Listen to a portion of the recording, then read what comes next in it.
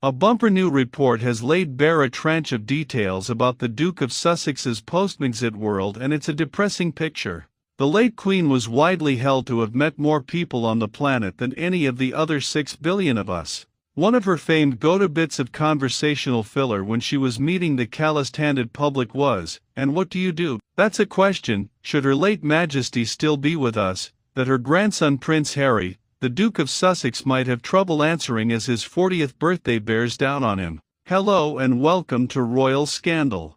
Please do well to like, subscribe, comment and turn on the notification bell so as not to miss out on any news updates. Next month, the Duke will mark the milestone with a celebration that will probably not involve any gluten being harmed, dairy consumed, or any of his old friends in the UK sending crates of Bali.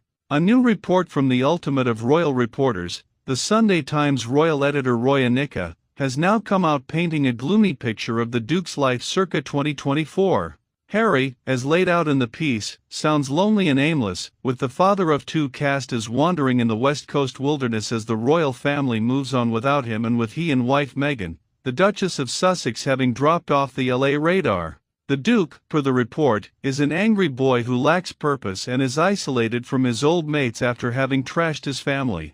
He wishes he was top of the pops in the UK like the Prince and Princess of Wales, and things haven't turned out how he wanted. All he does is spend time looking back, one of Harry's former advisors told Nika. If only he could wrench his neck around and look forwards. Another former aide put it in far blunter terms: what is the purpose of Prince Harry and what is Prince Harry's purpose?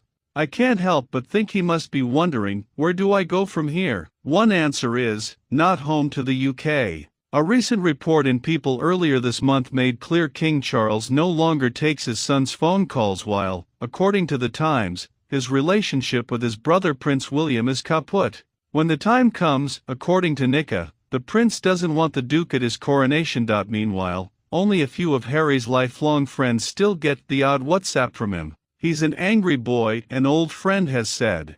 Things haven't turned out how he wanted. I think he misses being over here in Britain desperately and wants to be admired more. Anyone who knows him feels he'd rather be top of the pops here with everyone loving him, as they do with William and Kate. Another source, one who has known the Duke since his teenage years, told Nika he has ended up isolated from his family and most of his old mates. For the Harry I know, I can't imagine that gilded exile in California is where he wanted to end up, mused someone else who has known Harry since his high school years. Another close pal offered a slightly more positive view, telling the Times that the Sussexes leaving was the right choice and he has no regrets. However, did he get what he wanted? No. The perfect scenario was to get what they originally asked for: we'd like to move and still be semi-royals. So they're finding another way of doing it. It's debatable as to the degree to which the Duke and Duchess' other way is panning out though. In 2020 they launched their EXILE Foundation, their third charitable arm in as many years, with the motto, "Show up, do good." In 2018 they were half of the Royal Foundation of the Duke and Duchess of Cambridge and the Duke and Duchess of Sussex, and then in 2019 they split off to form the short-lived Sussex Royal. Last year he declared while at a philanthropy conference in Tokyo, "My life is charity. Always has been, always will be." Much of that work now seems to focus on his Invictus Games, which was set up a decade ago and with the backing and resources of Crown Incorporated. Most recently showing up as translated to the Sussexes jetting to Colombia, staging a 4-day, do-it-themselves royal tour.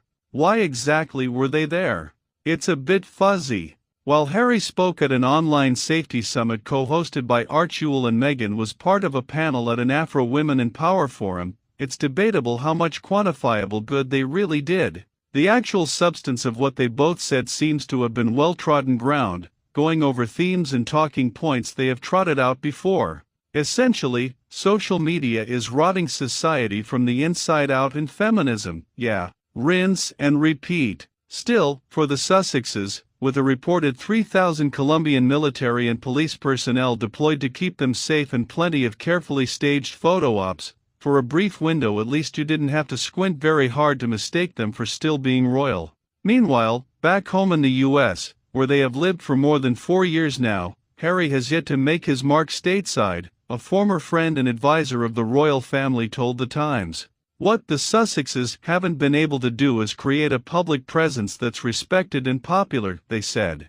I was in LA recently and was struck by how they're not the topic of conversation. Everyone wanted to know about the King and Kate's health. Harry and Meghan have dropped out of the conversation. When the Duke has been the topic of conversation of late, it has been for the wrong reasons. In July he faced a swift and sharp backlash after it was announced he would be honored with the Pat Tillman Award for Public Service.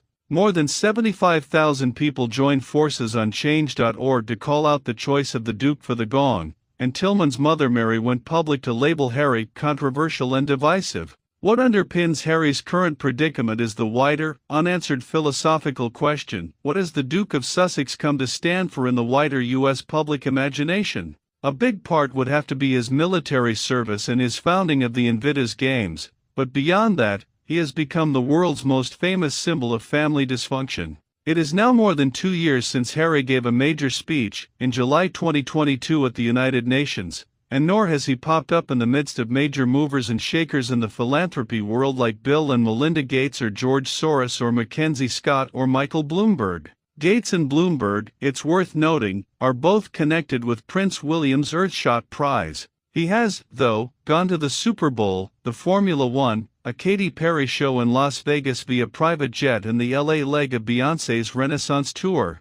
Harry and Meghan could have left with dignity and decency and not trashed the institution, another friend of William and Harry's told Nika. The conclusion is they've made money from trashing his family. Another unanswered Sussex question is how they will make money in the years to come, with much doubt having been cast over the future of their Netflix deal, which previous reporting has suggested is up next year.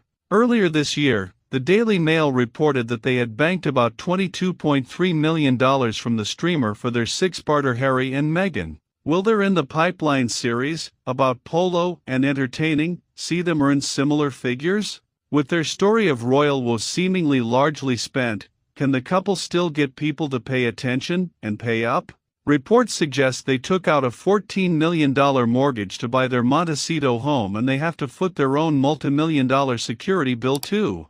Thank you so much for watching. Please like and subscribe.